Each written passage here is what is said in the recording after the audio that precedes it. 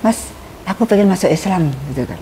Tiba-tiba kan, suami juga kaget. Alhamdulillah lah ya, saya mungkin dokter gigi perempuan yang pertama jadi kepala dinas kesehatan angkatan laut. Padahal di situ yang daftar itu waktu itu ada 5 orang dengan bintang 2, bintang 1. Orang tua saya bilang, kamu boleh masuk Islam sepanjang itu betul-betul kamu yakini. Satu hari saya pas sholat dengan teman saya gitu, nah kita juga, saya melihat ibu saya itu perasaan ibu saya udah almarhum ya, di atas gitu, di Ka'bah gitu kan.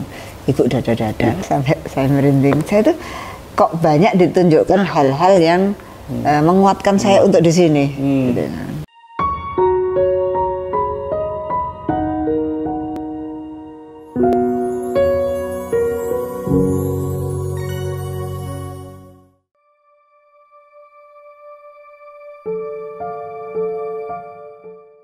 Assalamualaikum warahmatullahi wabarakatuh, sahabat wakaf yang senantiasa dirahmati Allah Subhanahu wa taala. Alhamdulillah pada sore hari ini saya berkesempatan silaturahmi dengan Mbak Nora Leliana. Assalamualaikum, Mbak. Waalaikumsalam warahmatullahi wabarakatuh. Kebetulan ini ngerepoti beliau, mau pulang tapi masih menyempatkan ini silaturahmi dengan beliau, ngobrol-ngobrol. Belum pulang jam 3, pulangnya ya? Nanti mau maghrib pulang. Laksamana pertama TNI Purnawirawan Dokter Gigi Nora Leliana MHKes FICD. Apa Mbak FICD, Mbak? Ini fellowshipnya, fellowship untuk kedokteran gigi. Mbak Nora gimana kabarnya, Mbak? Alhamdulillah sehat walafiat. Semoga berkah, semoga tetap sehat. Alhamdulillah. Ya Mbak Nora, ini kita berbincang-bincang bersama sahabat wakaf, Mbak. Semoga ini ada sesuatu yang baik yang kita bisa sampaikan kepada masyarakat, kepada bangsa di negeri yang gemah ripah jinawi ini ya, negeri Indonesia. Satu kebanggaan tersendiri ini diterima bisa silaturahmi dengan Mbak Nora. Kebetulan ini di ruangan Dekan Fakultas Kedokteran Gigi Universitas Hang Tuah Surabaya. Saya mungkin tidak perlu memperkenalkan karena saya minta beliau nanti memperkenalkan profil beliau. Tadi saya sudah disepil 2 piala ya, Mbak ya. Oh iya. Yang pertama piala apa, Mbak, itu, Mbak? Ini Top Woman Icon Award. Top Woman Icon Award gitu ya. Dari, ini untuk apa, ini simbol apa ini? Apa namanya? Ya apa, wanita-wanita. Jadi mereka itu melihat dari apa namanya profil-profil yang ada di media sosial itu. Jadi kemudian mereka menunjuk atau mengundang kita sebagai kita dipilih sebagai salah satu Top Woman Icon Award. Luar biasa. Dari Kementerian Pemberdayaan Perempuan di Filipina. Filipina ya. Satunya lagi apa itu, Mbak? Ya. Satunya lagi itu. Kalau satunya dari India ya. Kehormatan. Satu lagi ada Duta Perdamaian Dunia untuk World Peace Ambassador untuk humanitarian. Jadi mereka melihat kontribusi saya dalam sering kegiatan sosial, bakti sosial, charity. Dan memang selama saya dinas di TNI Angkatan Laut ini, tugas saya itu selalu bersentuhan ya. Memang tugas utama saya yaitu banyak kegiatan-kegiatan sosial untuk masyarakat. Saya pemirsa sahabat wakaf yang senantiasa dirahmati Allah Subhanahu wa taala, sudah 2 kali ketemu dengan Mbak Nora. Yang pertama di rumah beliau dan yang kedua di Warung Galena ya. Warung Galena ini ketiga kalinya. Yang ketiga kalinya ini untuk kali kesempatan yang ketiga. Saya menarik sebetulnya melihat profil beliau ya. Beliau adalah seorang purnawirawan TNI Angkatan Laut, dan kalau bapak saya itu purnawirawan TNI Angkatan Darat. Oke. Mertua saya juga Angkatan Darat. Jadi kita termasuk dari latar keluarga pensiunan atau purnawirawan. Disebut di sini di catatan Wikipedia, beliau adalah kowal yang berhasil mencapai level bintang perwira tinggi TNI Angkatan Laut. Terus catatan beliau adalah Kabid Sosial PPAL wilayah Timur. PPAL apa, Mbak? Persatuan Purnawirawan Angkatan Laut. Angkatan Laut ya. Terus kemudian dia juga Kepala Dinas Kesehatan TNI Angkatan Laut atau disingkat Kadis Kesal. Singkatannya ini. Bukan kesal ya.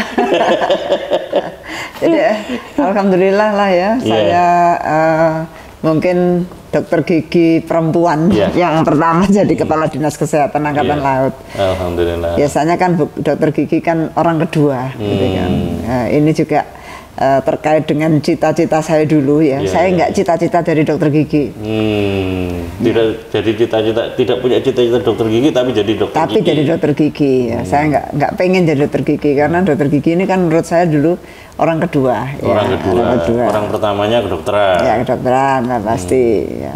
Saya merasa aduh, cuman satu mulut ini aja kok sekolahnya lama gitu kan. Gitu. Tapi ternyata begitu sekolah juga nggak mudah gitu kan. Nah, karena justru dengan satu mulut ini hubungannya ke seluruh tubuh kan. Tapi kalau dibandingkan dengan proses pendidikan kedokteran spesialis itu kan 5 tahun sudah spesialis sudah langsung spesialis gigi ya. Tapi gigi pun ada spesialisnya juga begitu, ada bedah mulut, konservasi gigi, meratakan gigi ortodonti, membuat gigi palsu, pedo, perio, penyakit jaringan gigi, ada spesialisnya. Dan yang terakhir beliau adalah Kepala Dinas Perawatan Personil TNI Angkatan Laut. Nah kita coba ini sahabat wakaf yang senantiasa dirahmati Allah SWT menggali lebih jauh ini sosok beliau ini. Mbak bisa diceritakan nih Mbak, profil panjenengan ini siapa sih Nora Leliana? Saya merasa saya bukan siapa-siapa. Hanya mungkin diberikan rezeki untuk bisa berkarir seperti ini. Padahal semua yang saya jalani itu bukan cita-cita saya. Semua yang saya jalani sampai saat ini itu sebenarnya bukan cita-cita saya. Cita-cita saya dulu itu begitu lulus dokter gigi, saya pengen jadi dosen, pengen jadi profesor. Tapi ternyata nasib menentukan lain. Saya harus masuk tentara. Masuk tentara saya pikir juga tesnya juga tidak mudah, pasti nggak lulus. Tapi ternyata kok lulus, gitu kan. Dan apa yang sudah kita terima itu memang dalam perjalanan saya. Kalau kita mensyukuri apa yang sudah kita terima, maka insya Allah itu akan menjadi berkah, menjadi berkah dan jawabannya itu lebih baik daripada yang kita harapkan, yang kita inginkan. Kalau dulu saya begitu lulus, memang saya langsung diterima jadi dosen di UNER, di FKG. Oh langsung ya? Kalau saya langsung begitu, mungkin saya perjalanan saya nggak sepanjangnya nggak jadi laksamana, gitu kan. Tapi Tuhan ngasihnya belakangan. Saya dijadikan perjalanan panjang, sampai jadi laksamana pertama, terus dapat kesempatan pensiun jadi dosen. Dan sekarang juga saya berusaha untuk bisa mendapatkan jabatan fungsional dengan upaya menulis, mengajar, tridharma perguruan tinggi. Jadi dan sosial. Ya, nulis juga, tulisan di jurnal ilmiah. Masuk saya banyak mengejar ketertinggalan saya ini kan sudah tua ini, udah tua. Semangat muda. Harus semangat muda. Kan. Mbak Nora ini juga mengajar di 2 perguruan tinggi ya. Universitas betul, dan Universitas di Unhan. Universitas Pertahanan. Karena saya S3 saya manajemen strategik. Manajemen strategik pertahanan. Manajemen strategik. Jadi saya juga jalan langkah yang diberikan Allah itu. Saya masuk ke Unhan ini juga enggak. Menurut saya satu hal yang nggak mungkin lah, gitu kan. Itu kan di atas kertas karena saya nggak pernah sekolah di Unhan, itu. Kemudian saya juga dokter gigi, apa yang bisa saya lakukan? Tapi ternyata saya diterima. Nah, padahal di situ yang daftar itu waktu itu ada 5 orang dengan bintang 2, bintang 1, tapi ya semuanya jalan Tuhan, ya sehingga saya jadi dosen. Baru berapa bulan jadi dosen, saya dapat tugas menjadi dekan di Fakultas Kedokteran Gigi. Jadi baru latihan jadi dosen, sudah memimpin dosen. Jadi kelihatannya secara karier sudah diciptakan sebagai pemimpin lah, kira-kira begitu ya Mbak ya? Ya, insya Allah, alhamdulillah ya, alhamdulillah mungkin saya selama ini mendapatkan tugas-tugas yang jabatan yang strategis, ya, jadi bukan sekedar apa namanya pelengkap ya. Jadi saya bersyukur TNI Angkatan Laut itu begitu apresiasi pada wanita, jadi menyamakan wanita itu dengan sama dengan pria dari segi kemampuan, sehingga tidak membedakan jabatan-jabatan yang ada. Jadi pertama kali seorang perempuan menjabat sebagai Kepala Dinas Perawatan Personil. Untuk pertama kalinya? Untuk pertama kalinya. Itu membahagiakan. Sepanjang sejarah? Sepanjang sejarah. Baru tugasnya adalah salah satunya itu kegiatan sosial. Bagaimana merawat personel Angkatan Laut dari mulai lahir di Angkatan Laut sampai meninggal, termasuk memberangkatkan umroh, haji dari dinas, semuanya itu domain dari Kepala Dinas Perawatan Personil di akhir karir saya. Apa bahagia enggak itu Pak? Masya Allah. Masya Allah. Mbak juga tercatat sebagai Komandan Lanal. Ya, seperti apa ini Mbak? Pertama kali perempuan. Pertama kali perempuan. Pertama kali perempuan jadi Komandan Pangkalan Angkatan Laut. Pangkalan Angkatan Laut. Di pangkalan yang paling rawan. Semua kejahatan lengkap di situ. Paling rawan dan semua kejahatan menjadi domain kewenangan itu ya. Ini luar biasa saya kira. Teman-teman, saya belum mensepil beliau. Sesungguhnya beliau yang menarik itu adalah beliau seorang mualaf. Seorang mualaf, dan tentu pasti akan ada cerita yang menarik bagaimana kronologis sehingga Mbak Nora, saya menyapa Mbak coba ya supaya akrab ya, karena kita ini angkatannya selisih 6 tahun. Beliau sama-sama UNER ya. Dari UNER. Sama-sama UNER. Kalau beliau saya juga kedokteran gigi, kalau saya ketua IKA mewakili wakilnya Ibu Khofifah. Mewakili Ibu Khofifah Indar Parawansa, dan Bu Khofifah Indar Parawansa juga alumni UNER. Angkatan berapa ya Mbak ya beliau? Dia apa namanya ya, sebaraan kita lah. Tapi luar biasa beliau kinerjanya sebagai seorang perempuan hebat. Iya, saya angkatan 87. Jadi selisihnya 6 tahun atau 5 tahun lah ya. Adik kelasnya Kajung Marijan.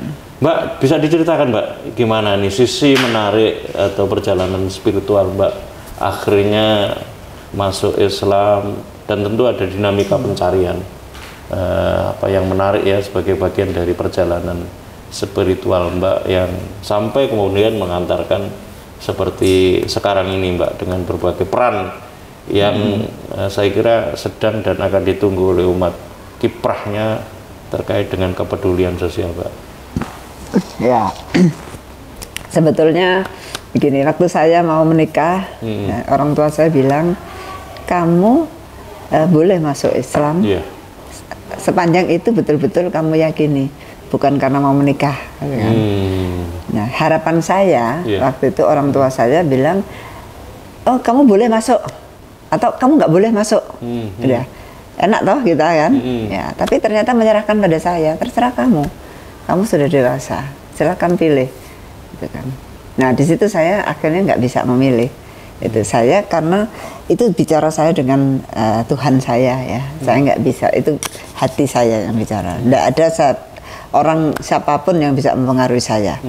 Saya mau dengan ustadz juga nggak bisa, pendeta juga nggak bisa. Jadi ya saya ini agak orangnya juga rodok angel dikandani, angel tuturane, angel tuturane. Jadi dengan diri saya sendiri, agama adalah bahasa kita dengan Tuhan kita kan. Nah, kenapa kok saya tiba-tiba, bukan tiba-tiba ya, perjalanan saya panjang untuk masuk Islam itu. Ya. Berangkatnya saya cuma bilang, saya mau masuk kalau memang itu panggilan, ya. Hati saya tergerak kan gitu. Nah, saya itu sebetulnya cuma satu, saya cuma pengen ikut suami gitu aja. Ya. Kok nggak bisa ya saya ikut suami ya, gitu kan. Ya, semuanya saya nurut lah gitu. Tapi untuk yang satu itu nggak bisa saya dikasih tahu. Ya, terus ya selama perjalanan itu memang saya nggak tenang, ya nggak tenang kan. suami menjalankan ini. Tapi suami saya nggak pernah memaksa dan tidak ada konflik di rumah karena agama tidak ada. Dan keluarga karena kita saling menghormati. Dan keluarga dari Mbak juga relatif memberikan kelonggaran. Tidak ada dari keluarga saya maupun keluarga suami, tidak ada yang memaksakan itu. Padahal suami kan di Sidoarjo kan, tempatnya betul-betul muslimnya kuat kan ya. Tapi tidak ada. Waktu mau menikah pun ibunya sampai pingsan-pingsan gitu. Tapi ya karena mungkin kita memang sudah dipersatukan itu ya. Jadi saya mintanya waktu itu kalau memang bukan jodoh saya minta dipisahkan gitu. Tapi ternyata jalan terus gitu kan ya. Jadi kan memang mungkin emang sudah itu yang dikasih kan. Gitu. Dalam perjalanan saya merasa saya itu merasa kaya, merasa ya. Tapi kalau dibandingkan sama orang lain sebetulnya nggak ada apa-apanya gitu. Saya pikir saya punya pekerjaan bagus, saya punya ya maaf ya suami baik, anak baik, saya punya semua, perasaan saya itu saya udah kaya gitu kan. Kok saya tetap nggak bisa ikut suami ya gitu kan. Tapi saya selalu mengamati kalau suami sholat sama anak saya itu mainnya juga ini di masjid gitu kan, gitu kan. Saya kok nggak bisa. Terus akhirnya saya bilang gitu, saya pengen ikut suami deh gitu kan. Saya bilang, Mas, aku pengen masuk Islam gitu kan. Tiba-tiba kan suami juga kaget loh, ini ya udah pokoknya cepetan daripada nanti aku berubah pikiran gitu kan. Akhirnya dipanggilkan untuk mengislamkan saya di Masjid USU Medan, Universitas Sumatera Utara. Ya, Medan. Banyak profesornya yang hadir. Saya pun juga nggak tahu siapa aja ya, tapi begitu antusiasnya beliau-beliau ini, saya juga bersyukur ya punya orang tua angkat yang demikian sayang. Waktu itu Profesor Pitoyo, guru besar USU. Jadi saya diislamkan gitu kan. Tapi saya juga belum sholat gitu kan. Saya belum sholat, saya masih mencari. Dalam pencarian itu ya, yang saya lakukan antara lain waktu saya sebelumnya umroh, umroh berapa kali. Itu saya masih juga belum Islam, belum meyakini betul lah ya. Itu sudah menjadi istri dari udah Muslim ya. Nah, saya itu kalau malam itu saya ke Masjidil Haram, saya naik di atas sendiri waktu itu. Umroh ya? Ya waktu itu umroh ya, umroh. Naik di Masjidil Haram di atas sendiri, saya cuma duduk sambil ngeliatin orang tawaf. Saya lihat orang tawaf, ya Allah, berjuta-juta orang percaya, meyakini Islam, yakin itu mereka juga bukan orang sembarangan. Kenapa saya kok nggak bisa? Jadi saya cuma minta, ya Allah buka hati saya ya Allah untuk ikut suami ya. Saya itu kan itu untuk ikut suami, saya bisa mencatu dengan suami. Saya lihat orang tawaf itu setiap malam di Arab ya, keluar sendirian perempuan itu kan rasanya nggak masuk akal. Tapi saya nggak ingat itu. Saya hanya pengen mencari, kan? Cari saya naik ke atas, lantai paling atas. Waktu itu belum dibangun di atas kan. Saya cuma ngeliatin orang tawaf setiap hari selama saya di Masjidil Haram. Ya, terus sampai suatu hari saya pas sholat dengan teman saya gitu. Nah saya melihat ibu saya itu perasaan ibu saya udah almarhum ya, di atas gitu di Ka'bah, ibu dada. Ibu yang Nasrani ya? Iya, udah. Saya udah tenang di sini. Ya udah, mungkin itu juga salah satu perjalanan yang menguatkan saya ya. Terus sampai suatu hari saya suka sendiri Pak. Karena saya pengen mencari sendiri, saya nggak mau sama siapa-siapa, ya. Jadi saya mencari sendiri, jalan sendiri, gitu. Ya ke masjid, ke waktu itu di Madinah. Ya. Saya melihat Al-Quran, aku nggak bijak baca ini kan, tapi kok tiba-tiba terbaca. Oh rupanya ada Al-Quran yang merah yang bahasa Indonesia kan, saya ambil, saya buka loh. Ini ada ternyata Al-Quran yang bahasa Indonesia. Di mana itu waktu itu? Di Madinah. Oh di Madinah? Iya di Madinah. Ada translate bahasa Indonesia? Ada. Jadi kalau yang merah-merah itu bahasa Indonesia, Pak, gitu kan. Kan ada hijau, ada ini yang merah bahasa Indonesia. Terus saya buka, terus saya berdoa. Nah, saya mohon jawaban. Ya. Kan hati saya itu masih belum tenang lah kan ya. Mohon jawaban itu. Terus saya buka Al-Quran. Dijawab di situ apa yang saya tanyakan gitu kan. Ketemu ayat yang menjelaskan tentang sesuatu pertanyaan saya gitu. Saya tutup lagi, saya doa lagi. Ya Allah, ada beberapa pertanyaan ya di sini gitu. Apa itu ya saya nggak usah menyebutkan lah pertanyaan itu adalah hati saya ya hati saya itu. Terus saya buka lagi, dijawab di situ. Langsung saya pulang lari ke hotel, saya cerita suami saya juga bingung apa gitu. Ya jawabannya ada di situ. Nah ini yang apa namanya kemudian semakin menguatkan saya. Oke. Orang tua saya juga itu tadi saya anggap mengizinkan saya. Terus saya dengan menemukan jawaban yang ada di Al-Quran. Bahkan dalam kesempatan itu saya itu banyak ketemu dengan orang-orang yang sudah wafat. Ya, contohnya ada almarhum Laksya Jailani. Itu sudah kayak bapak saya sendiri. Di Angkatan Laut juga. Angkatan Laut. Ya. Ya, beliau sudah menganggap saya anak dulu, komandan saya kan. Muslim juga beliau. Muslim, ya. Saya melihat beliau sholat di sana. Ya. Di Masjidil Haram. Iya, di Masjid. Terus saya melihat seperti bapak saya, gitu kan. Jadi saya merinding. Saya itu kok banyak ditunjukkan hal-hal yang menguatkan saya untuk di sini. Gitu kan. Ya udah. Sejak itu saya juga semakin kan saya memang minta. Memang harus diminta ya rasanya gitu. Dicari, saya mencari itu. Nah, disitulah saya terus akhirnya saya saya meyakini.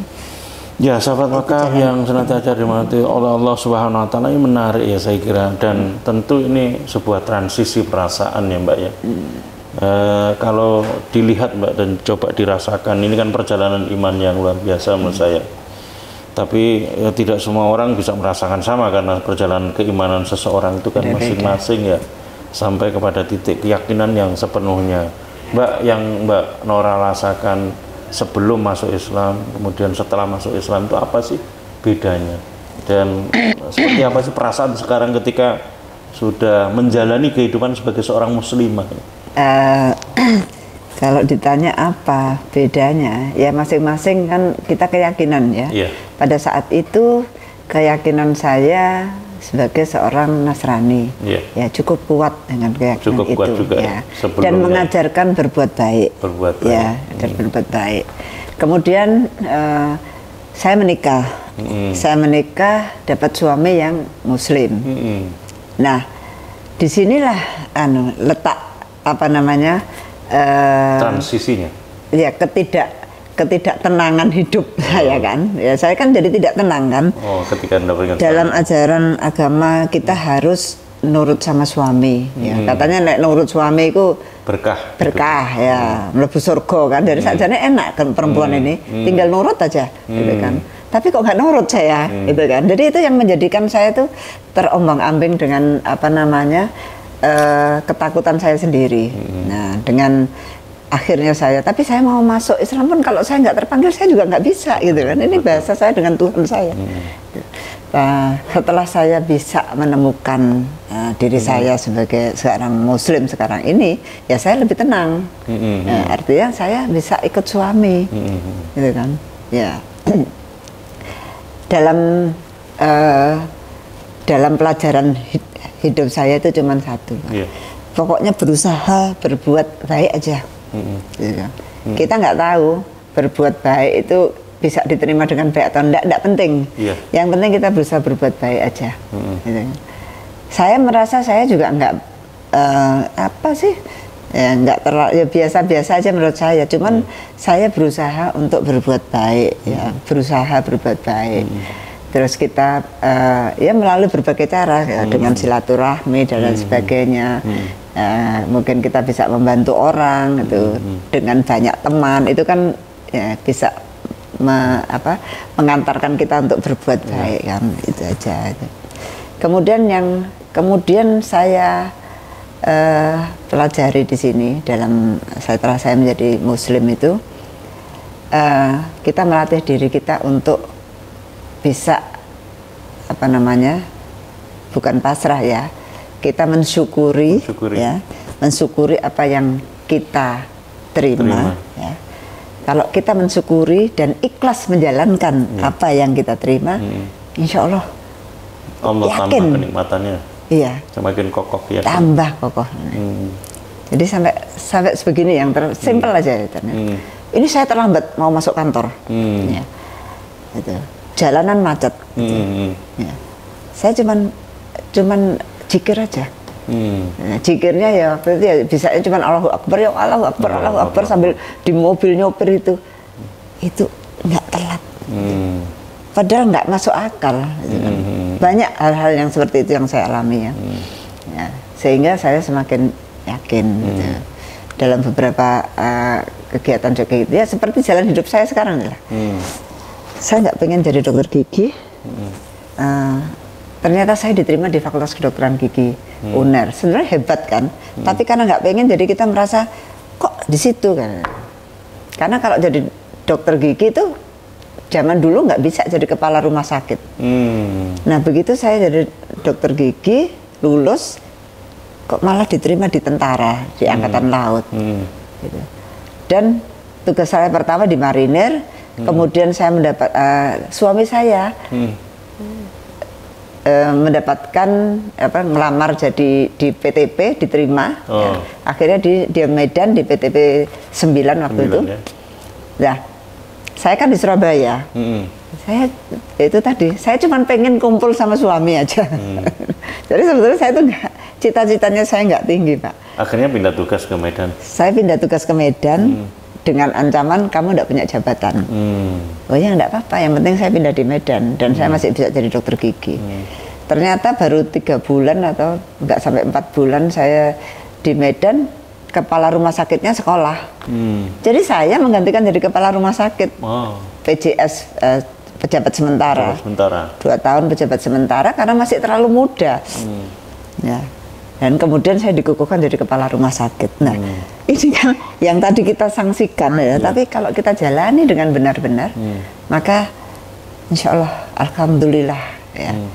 Apa yang kita takutkan itu, ya, yang tadi kan, waduh nanti nggak bisa jadi kepala rumah sakit, ternyata jadi. Allah mudahkan kasih jalan. Asal kita ikhlas saja menjalankan. Itu berkah dari karena nurut suami ya. Jangan bilang suami nanti GR. Nanti ganggu keikhlasan. Karena niatnya ini amal itu harus niat ikhlas karena Allah Subhanahu wa taala. Alhamdulillah. Silaturahmi kita bersama Mbak Nora Lailiana. Satu lagi mungkin yang penting ya. Setinggi apapun kita perempuan ya. Kan banyak yang wanita karir ini terus keluarga mungkin enggak harmonis, berantakan ya. Kalau saya bisa seperti ini karena izin dari suami. Saya boleh bekerja itu sudah alhamdulillah. Alhamdulillah dapat izin gitu. Jadi kalau saya di kantor, saya jadi komandan, saya memimpin, saya merentah orang bisa. Tapi kalau di rumah, kalau saya mimpin, rugi kan Pak? Jadi kalau saya di rumah, mending saya pasrah, saya dipimpin, kan gitu kan. Jadi seimbang hidup saya. Dengan begitu suami juga nggak merasa kayak kita jadi anak buahnya enggak kan itu. Justru kalau di rumah dia adalah komandan saya. Tapi kalau saya di kantor saya komandan. Ya kan gitu kan enggak apa. Begitulah keberkahan Allah Subhanahu wa taala dalam menetapkan jalan hidup sebagai seorang perempuan, sebagai seorang istri, suami sebagai pemimpin atas istri-istri mereka, anak-anak mereka bagaimana yang telah dituntunkan oleh Allah Subhanahu wa taala. Alhamdulillah kita coba gali nanti banyak beberapa pertanyaan lagi sebetulnya, tapi saya ingin menjelaskan bahwa silaturahmi ini sebetulnya adalah bagian dari saling mengenal dengan Mbak Nora. Mbak Nora kebetulan diamanai sebagai Dekan Fakultas Kedokteran Gigi Universitas Hang Tuah. Dan saya sendiri Mbak, memperkenalkan, saya Slamet Sugianto. Kemarin sudah kenal, cuman saya belum deskripsikan siapa saya. Dan alhamdulillah saya hari ini dalam kaitan silaturahmi, dalam membangun sinergitas ya di antara kita yang memiliki kepedulian yang sama. Kemarin ngobrol-ngobrol lama juga dengan Gus Krisna Diliwaha sebagai pembina Badan Wakaf Al-Quran, sekaligus juga founder karena kita terus ingin mewujudkan sinergitas di antara semua komponen untuk bisa lahir kebersamaan, mewujudkan kepedulian sosial.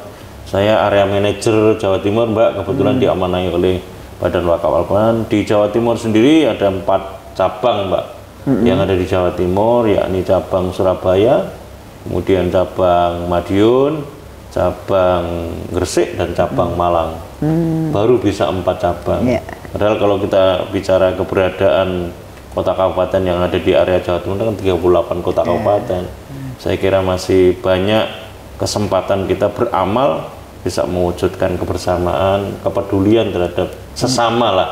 Kira-kira begitu Mbak. Melanjutkan lagi menggali menggali apa yang seputar Mbak ya, dengan berbagai dinamikanya. Saya kira ini menarik, menjadi sebuah perjalanan individual yang bisa kita sharingkan kepada sahabat wakaf kita dimanapun berada yang peduli terhadap persoalan-persoalan keberadaan sosok-sosok yang ditunggu ya dengan kiprah sosialnya. Karena saya kira kalau kita bicara masalah problem yang mendera negeri ini ya, dan Indonesia ini kan terkenal sebagai sebuah negara paling dermawan ya, paling dermawan. Jadi suasana kultur, sosial kulturnya itu saling gotong royongnya itu luar biasa.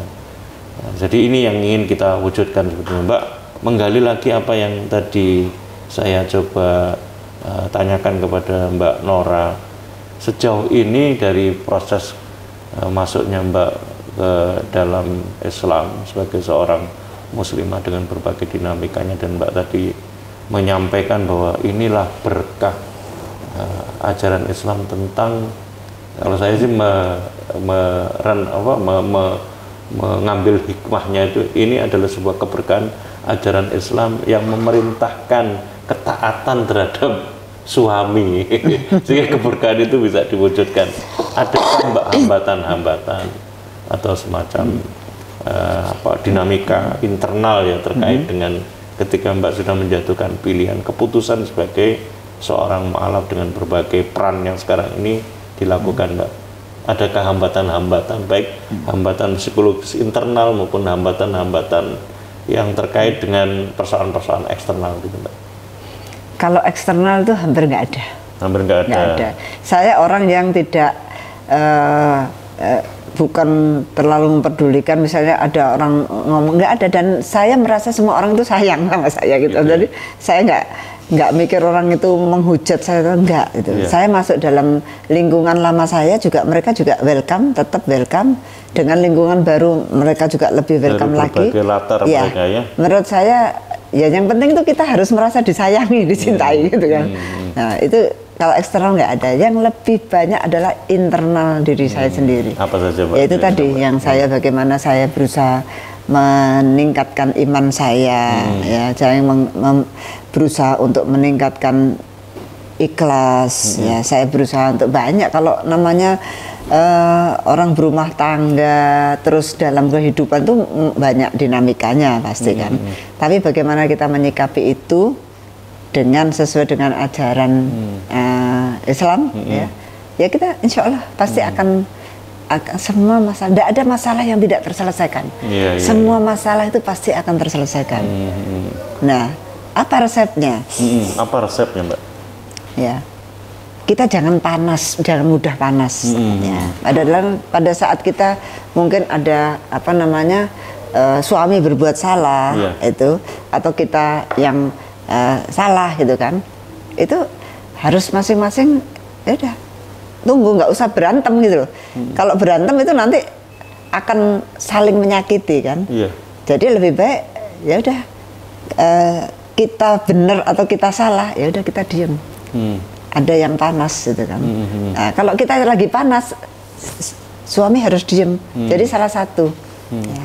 Karena dengan berjalannya waktu, maka tension itu akan menurun. Sehingga tidak ada lagi usaha untuk saling menyakiti. Ya, itu yang saya pelajari ya, yang saya jalankan dalam kehidupan rumah tangga saya. Ya, semoga kita ini istiqomah dan sabar yang menjalani. Ya, harus itu. Kan semua pelajarannya ada sabar, tawakal, manakala kita menghadapi masalah. Ya. Manakala kita merasa terjolimi gitu, kita juga harus sabar. Mari kita berdoa sebagai orang terjolimi. Nah, doanya kan mabrur, ya kan. Manakala kita menghadapi sesuatu yang bukan keinginan kita, ya kita harus terima itu dengan syukur. Pasti itu yang terbaik. Nah, saya itu pendidikan ya, pendidikan militer itu kan ya nggak main-main ya kan, gitu kan. Untuk ukuran seorang wanita ya. Ya kita dihukum. Dan pasukan gitu ya. Di pasukan ya kan kita dihukum. Ya. Dihukum angkat senjata misalnya, angkat senjata. Gitu. Sepanjang malam ini, gitu kan. Tiba-tiba bubar, kembali ke barak, gitu kan. Kembali ke saya tuh, loh, katanya tadi mau dihukum, gitu. Loh, tadi udah dihukum. Ternyata pada saat dihukum ini saya tidur. Gitu. Jadi saya yakin, jadi begitu saya diterima masuk tentara, saya cuma satu keyakinan saya. Saya masuk bukan karena saya mengada-ngada mencari atau pakai kata beleja apapun, ya. Saya masuk karena memang sudah tulisannya harus begitu. Ya. Pasti saya akan dilindungi. Nggak mungkin saya mati di sini. Saya cuma gitu toh. Jadi enteng saya menjalani. Gitu. Dihukum malam-malam baris berbaris, gitu kan itu. Maju jalan ngikuti. Karena saya paling pendek ya. Begitu balik kanan, maju jalan. Suruh berhenti, saya nabrak tembok karena tidur. Gitu. Jadi Allah itu memberikan tidak terduga gitu loh. Tidak terduga apapun yang saya alami saat ini itu saya buktikan. Saya pernah pertama kali saya menjadi ketua panitia ya, ketua pelaksana apel bersama wanita TNI ya, itu tahun 2012 dan 2018 di Monas gitu kan. Irupnya waktu itu Menteri Pemberdayaan Perempuan ya, Panglima TNI sangat mendukung itu, Menhan sangat mendukung. Punya hitung berapa anggaran yang dibutuhkan gitu. Waktu itu saya hitung 750 juta. 750 juta. Yeah. Ditanya sama Panglima, berapa uangmu? 15 juta. Nggak masuk akal kan? Yeah. Ya. Tapi saya yakin, saya yakin ini akan sukses, gitu kan. Sukses, Pak. Saya menghabiskan anggaran 1,4 M. 1,4 karena pasukan semua datangkan dari berbagai daerah kan. Ya, kemudian di belakang juga alat-alat berat, terus wanita ada semua ya? Ini wanita semua ya, wanita hebat se-Indonesia. Dan 2018 dengan 10.700 pasukan wanita se-Indonesia. Irupnya Presiden Jokowi waktu itu. Gitu kan. Juga gitu. Bukan ini anggaran ini ada terus kita enggak gitu. Ya. Uangnya nggak ada. Tapi jalan. Saya nggak pikir. Tapi memang di garis belakang suami mendukung. Suami udah ini nanti kalau kurang duitnya saya udah bilang Mas gimana, jalan gitu. Kalau duitnya nggak ada, jual rumah. Ya jual rumah tuh. Yang paling cepat anak saya udah nyuci mobil, jual mobil. Ini Bu jual mobil aja Bu kalau memang ada. Tapi insya Allah nggak jual, ada aja. Begitu mau bayar, Dok ini butuh uang untuk tenda 170 juta, duitnya ada, nggak ada, udah ini kartu kredit, nggak sampai kartu kredit dipakai, ada aja sumbangan. Waktu itu kan mencari sumbangan juga nggak sulit ya, orang banyak nyumbang, oke. Akhirnya 1,4, itu saya buktikan sampai bendahara saya itu berkali-kali, Bu kita ini nggak punya uang tapi kok, itu saya buktikan. Pokoknya kita yakin sama Allah. Tetapi kita juga harus yakin bahwa jalan yang kita tempuh itu dengan jalan yang benar. Sahabat wakaf yang senantiasa dirahmati oleh Allah Subhanahu wa taala, kalau ini dilanjutkan wawancara kita ini sampai pagi belum selesai karena beliau mengalir ceritanya panjang sekali. Mbak, di bagian akhir silaturahmi kita ini, Mbak, adakah masukan Mbak, nasihat Mbak tentang keinginan untuk memberikan kontribusi kepada Islam, kepada bangsa dan kepada negara ini, Mbak? Silakan, Mbak. Ya, pokoknya kita ini berbuat aja yang terbaik, melakukan apa yang terbaik pada tugas dan pekerjaan kita, itu sudah berkontribusi pada negara. Ya, nggak usah melihat orang lain dulu, diri kita sendiri.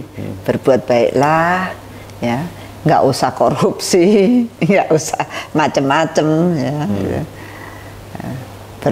Beramal dengan apa yang kita miliki. Beramal tidak harus punya duit, tidak harus kaya, ya, tidak harus menunggu kita ada, gitu. Ya, termasuk beramal dengan senyum juga, itu amal. Terima kasih Mbak Nora Leliana atas silaturahminya. Semoga ini ditangkap sebagai sesuatu yang kontributif terhadap bangsa dan negara, terhadap umat, terhadap kita semuanya, terhadap manusia. Dan semoga ini menjadi awal momentum kita untuk bisa merealisasikan sinergi, mewujudkan kemaslahatan rakyat, kemaslahatan sesama, sebagaimana ajaran yang telah dituntunkan oleh Allah Subhanahu wa taala dan Rasulullah sallallahu alaihi wasallam. Terima kasih Mbak atas penerimaan silaturahminya. Semoga kita bisa meneruskan dan melanjutkan silaturahmi yang lain dan kerja sama yang nyata dalam kepedulian sosial. Makasih Mbak. Sahabat wakaf, ini silaturahmi kita di sore menjelang malam, semoga menjadi sesuatu yang dicatat oleh Allah Subhanahu wa taala sebagai amalan makbulan. Ihdinas shiratal mustaqim, billahi taufiq wal hidayah. Wassalamualaikum warahmatullahi wabarakatuh. Makasih Mbak. Terima kasih. Jadi salah satu hambatan di jalannya, ya ini nih. Well, nah ini salah satu.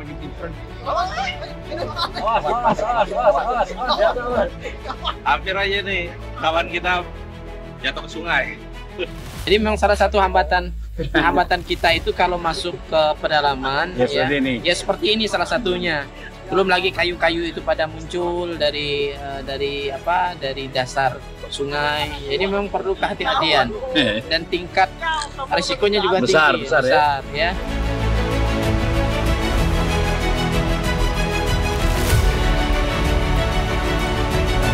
Ya begini kondisi ketika kita masuk ke pedalaman Sikten Kalimantan Barat, kita memang harus bisa membaca kondisi sungai, kondisi alam. Kalau pada saat air naik kita aman, pada saat air surut maka posisinya kita harus berhati-hati.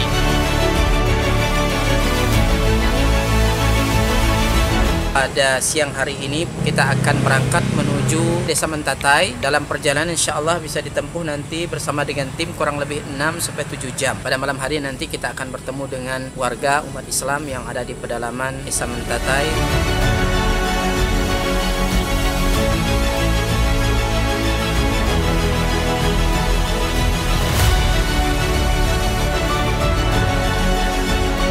Alhamdulillah sudah kurang lebih 600 mu'alaf yang masuk Islam dengan asbab dakwah ini. Dan tentunya ini tidak hanya sebatas mereka memeluk Islam, tetapi masih banyak PR-PR yang harus kita selesaikan. Dalam hal ini kami membina mereka membutuhkan Al-Quran untuk kita sampaikan kepada mereka yang menjadi sarana mereka dekat dengan Allah Subhanahu wa ta'ala.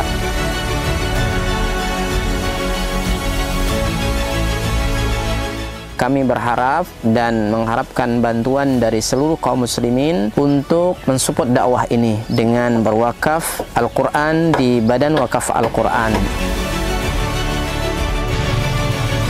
Luar biasa.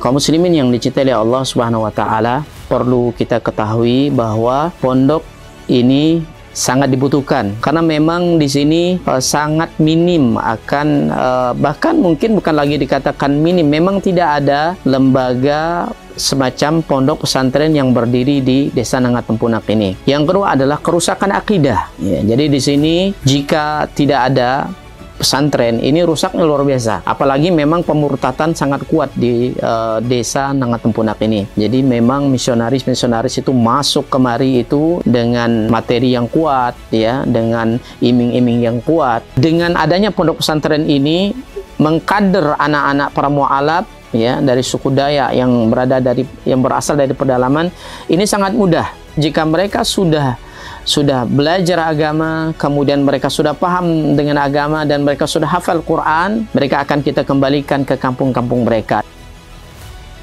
Kita sekarang sambil melihat lahan atau tanah yang akan kita bebaskan untuk pembangunan atau perluasan pondok tahfiz Quran Cahaya Tempunak.